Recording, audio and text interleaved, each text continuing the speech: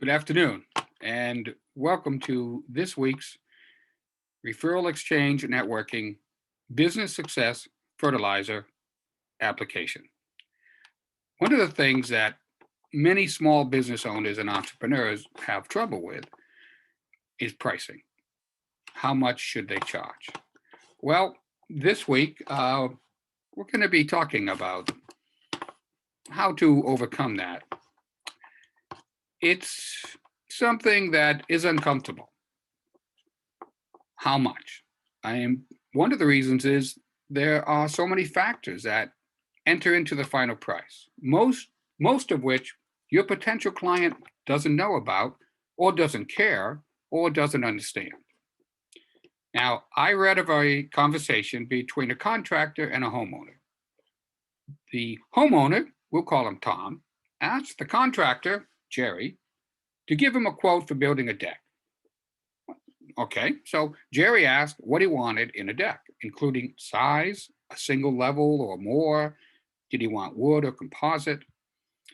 He then looked at where Tom wanted the deck, did his calculations, and he gave Tom a price of $6,000.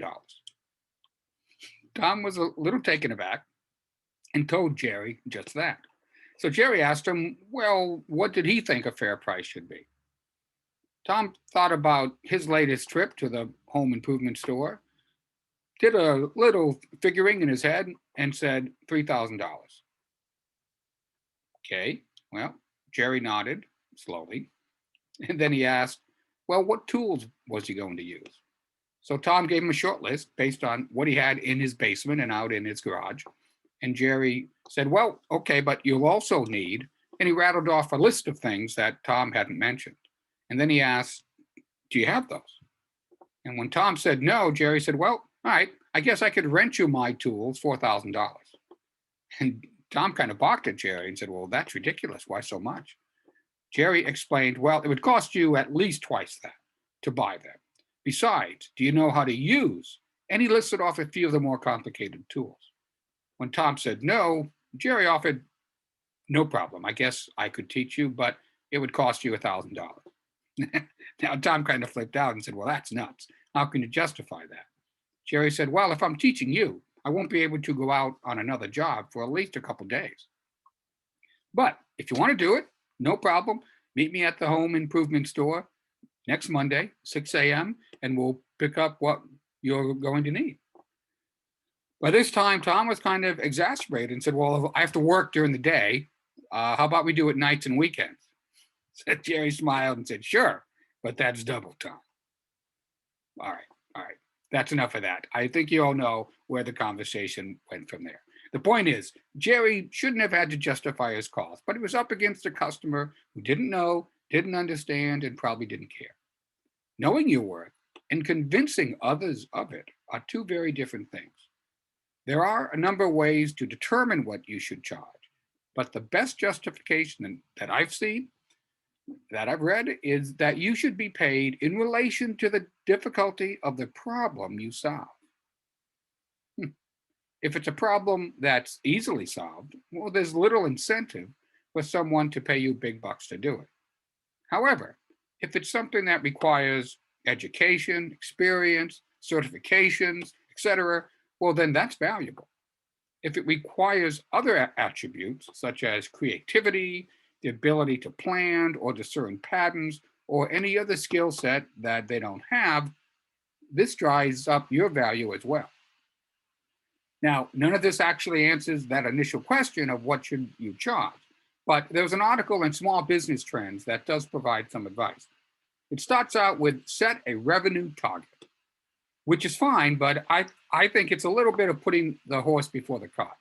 However, Christian Kimberly of Marquette Media, LLC, who's quoted in the article, I think she hits the target well when she advises that you consider the value to the client, which is akin to how big a problem are you solving. She also recommends that you take the time to quantify how your product or service will help them generate more revenue, more traffic, more email subscribers, more of whatever they want, and then develop your pricing with that in mind. Other good advice in the article includes leaving room for your rates to grow with your business, as well as charging slightly less than your competition, which is useful, especially when you're first starting out. Then, as your reputation grows, you now have the option of raising your prices to better reflect your value and status as it stands up against your competition. Listed last in the Small Business Trends article, although I think it should be one of the first things you do, is conduct market research. Not only should you be aware of what your competition is charging, but you need to know what makes your product or service different from the others. The Boy Scouts of America have a motto that small businesses and entrepreneurs should take to heart: be prepared. Know your value and know how to justify it.